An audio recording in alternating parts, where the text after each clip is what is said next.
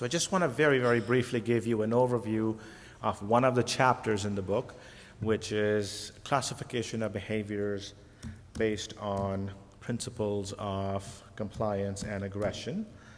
So the oppositional behaviors in this particular category, there are 5 bullets underneath it in terms of what behaviors to collect, and the physically aggressive behaviors. So I'm just going to briefly talk about the oppositional behaviors were obviously defined in the literature way back in 2006.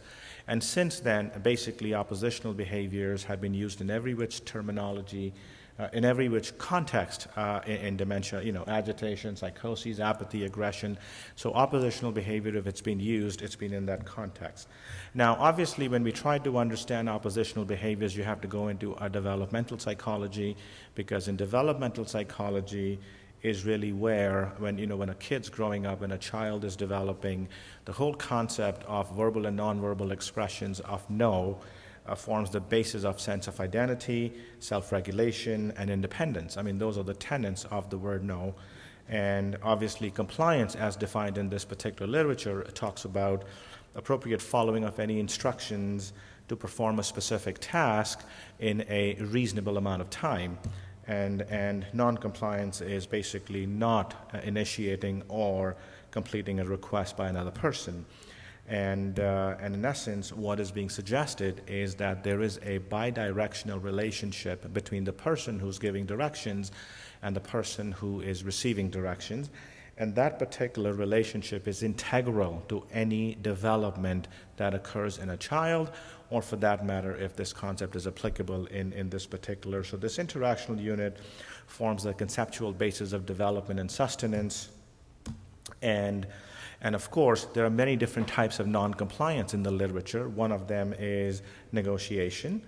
And negotiation basically means the person tries to modify the nature of the direction and try to change the conditions around the directions. Passive non-compliance, where a person pretends he hasn't heard you, and therefore you don't really see much response from the person. And then you've got simple non-compliance, which is basically the person acknowledges they have heard you, but they will refuse to comply, but there is no associated hostility or emotional response to it. And then you've got direct defiance, which is the 4th concept in non-compliance theories, which basically says the person heard you, they are not complying with you, but now at the same time they're also showing an emotional response to it. So in essence, all of those 4 different types of non-compliances are influenced by 2 very integral factors: the level of intellectual functioning and the level of developmental sophistication. So we all recognize that people with certain degree of educational background, a certain level of IQ, tend to be more preserved in how they conduct themselves even when they have deficits, and so those are the 2 concepts that really also apply in that sort of interactional unit. Now, as we see, why is this applicable to what we do in dementia care? Now, we all recognize relationships. Initially, it's a husband-wife unit. It's equal partnership, or meant to be equal partnership.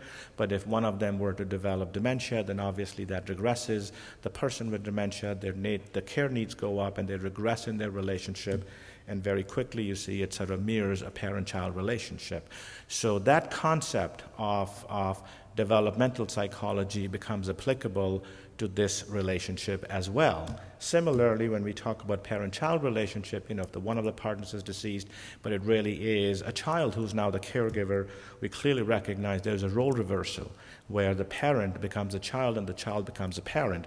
And so again, it becomes an interactional unit in which this particular concepts are very much applicable and can be extrapolated to that. So in essence, what happens is, in terms of developing and understanding the behavioral category, is negotiation is something that is often seen when there is a relatively lesser of a intellectual decline and a less developmental sophistication, and that is what you would see, or I should say higher than the on a continuum of cognitive impairment. We're talking about less cognitive impairment or higher functioning.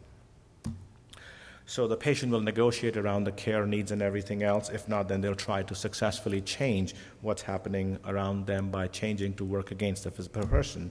Then passive noncompliance really is when the cognitive impairment goes further down and the developmental sophistication also decreases with the progression of the disease. So now they pretend they're not hearing you, and so what they become is evasive to your commands or your direction. Simple noncompliance is further progression of the disease, and basically observed in patients with even lower intellectual functioning, developmental sophistication. And in essence, what they do is they acknowledge they've heard you, but they will not comply with it, but there is no sort of temper outburst. And then, of course, there is the direct defiance, which is, all of that in addition to a associated emotional response to it. And so basically the symptoms in the category as we've developed them are negotiating around care needs and other needs, working against everything the care provider is trying to do. That's based on non-compliance principles of negotiation. Then you've got evasive to commands or direction, which is based upon the passive non-compliance.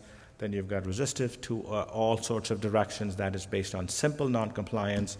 And then you've got barricading territorialism, which is based on direct defiance. So in essence, what it is to help. So this is the purpose of the category, or the meaning of the category, is to understand that when you're interacting with the patient, it isn't just the patient or the individual with dementia who is playing a role. You as a caregiver are playing as much of a role, because that is how this interactional unit works. And by you developing or giving commands, you're basically sort of dysregulating that homeostasis that exists in this relationship.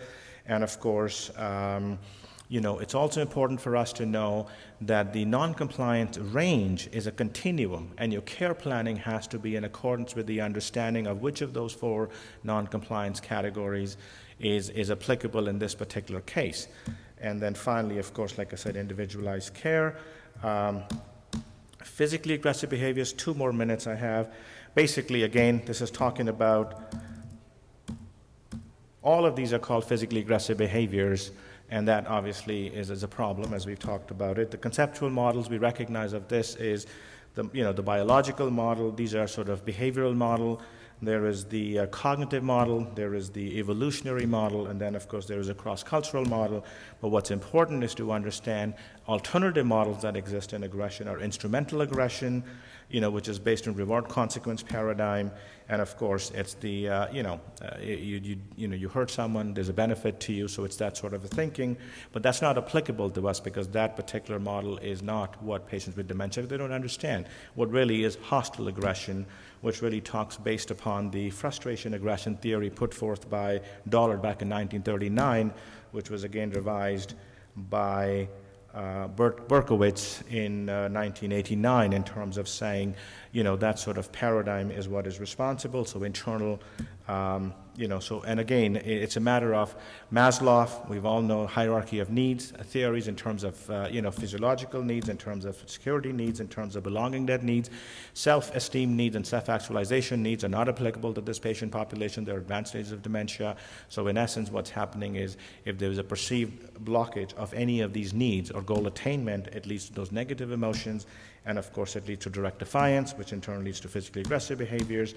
But then, what's important is to understand that each of these things over here are coming from sort of that perceived discrepancy in needs blocking, and then, of course, anger and discontentment. Now, anger and discontentment are the 2 primary emotions which are covered under the book and the theories of emotional regulation. And in essence, what happens is, a direct defiance, perceived blockage, noxious stimuli, which is a perceived blockage, it leads to, the emergence of. So the idea behind these episodes is to eliminate or obliterate those noxious stimuli. And of course, it's a defensive mode at this point in time, and it's like a shot across the bow. When you hear something or whatever, the first, when you have oppositional behavior based in direct defiance, that's a shot across the bow for you to say, something's going on, I need to do something differently. Self-abuse is based in, again, irritable, quarrelsome, destructive syndromes turned on to oneself. And again, all the others are So in essence, what I want to say is it's a continuum here in terms of oppositional behaviors and going from negotiation to passive noncompliance to simple compliance to direct defiance. That is then getting you into the category of emotional behaviors, which are again based in dysregulation of emotions in theories of anger and discontentment, which in turn then leads to physically aggressive behaviors. So it's that sort of a model of understanding all of this that so that's what we talk about in the book. Thank you so much. I'm sorry I put you...